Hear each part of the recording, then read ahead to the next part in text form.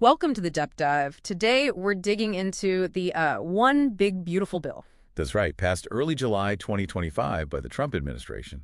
A really significant piece of legislation. Absolutely. And our goal here, well, it's to pull out the key pieces from the sources you've shared. We'll look at what's actually in the bill, how it got through Congress, which was quite a fight, and what impacts people are projecting. And we'll be sticking strictly to the info provided, presenting it impartially. It's a massive bill. Touches almost everything. It really does. Okay, so let's unpack it. Starting with the money side, the tax cuts. We're talking, what, about $4.5 trillion over 10 years? Yeah, a huge figure. It extends those 2017 tax breaks, but also brings in some new things, temporary things mostly. Like getting rid of taxes on tips and overtime, and that $6,000 deduction for older adults. Exactly. Plus, the child tax credit goes up to $2,200. And the SALT deduction cap, that state and local tax limit, it jumps to $40,000. But only for 5 years, right? Right, that temporary nature is important. And, the nonpartisan analysis, like from the CBO, the Congressional Budget Office, it shows a pretty stark picture of who benefits. How so? Well, the projection is that the top fifth of earners, they get around $10,950 on average. But the lowest quintile, they might actually face a cost, around $1,600. Wow. Okay, so a potential net cost for the poorest group. Yeah, it raises questions about the overall distributional effect, for sure. Okay, let's shift gears. National security and immigration enforcement, another big chunk of spending here, right? About $350 billion.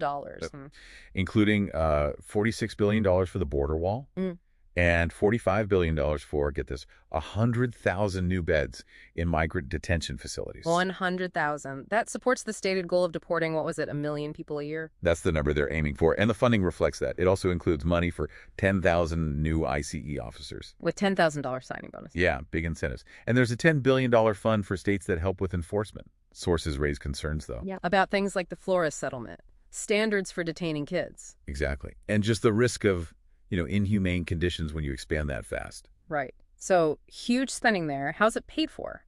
Or offset, I should say. Well, that's where the cuts come in. About $1.2 trillion, primarily from Medicaid and SNSP. SNFP, that's the Food Assistance Program. Correct. For Medicaid, they're introducing an 80-hour-a-month work requirement. Okay. And the projections on that? The CBO estimates savings of $344 billion, but also an increase of 4.8 million uninsured people just from that change. 4.8 million. Wow. And that contributes to a larger projection. Yeah, overall, they project 11.8 million more uninsured Americans by 2034 because of the bill. And SNFP, the food aid. Work requirements there are expanded too, potentially cutting off assistance for, millions. Older adults, families, even veterans and former foster youth.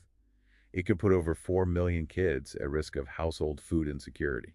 And does the research suggest these work requirements actually boost employment? Generally, no.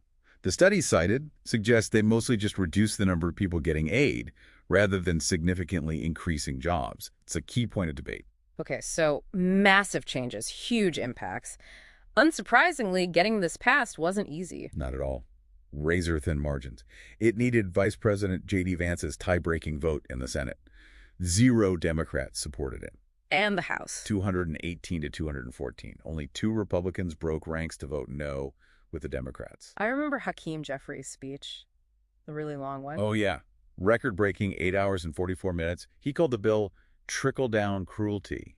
And President Trump was apparently very active behind the scenes, pressuring lawmakers. So high stakes, intense pressure, purely partisan passage. Definitely. Compromise wasn't really part of the equation here. So let's talk bottom line, physical impact, social impact. What are the projections? Fiscally, the CBO score of the Senate version added about $3.3 trillion to the federal debt over 10 years. The Tax Foundation estimated a $5 trillion drop in federal revenue. But didn't they also project some GDP growth? They did. A 1.2% long-run GDP increase. But interestingly, gross national product, which focuses on American income, only up 0.4%. Meaning? It suggests a chunk of the benefit, maybe from increased debt payments, could go to foreign holders of U.S. debt, not necessarily Americans. And there was that whole issue with the budget baseline Republicans used, right? Yeah. Showing a deficit reduction. Right. $500 billion reduction. Critics jumped on that, calling it magic math. Yeah. Because under standard scoring, the bill looks like it violates the Byrd Rule by increasing deficits after the 10-year window. Okay. And the social side. We touched on the uninsured numbers, food assistance. Yeah, the human impact is projected to be significant. Millions losing coverage or aid, hitting vulnerable groups hardest. And states face a real challenge actually implementing these new work rules without causing, administrative chaos that kicks eligible people off. The rhetoric was intense, too? Absolutely. Democrats calling it a crime scene, talking about lives lost. Republicans framing it as right-sizing, cutting waste, fraud, and abuse. Just a fundamental disagreement over government's role. So politically, this bill seems like a clear marker. Definitely aligns with Trump's post-election mandate and Project 2025, that broader plan to reshape the federal government. Passing it showed strong party discipline, but also, well, just how deep the partisan trenches are now. So the one big beautiful bill, clearly a landmark, setting a very specific conservative direction, huge fiscal questions, significant social impacts passed entirely along party lines. It really underscores the ideological divide. So maybe the question for you, the listener, is this. When policy this big, this impactful, gets done purely through partisan muscle, with such narrow margins, what does that signal about the future? About compromise, about how American governance might work or not work going forward?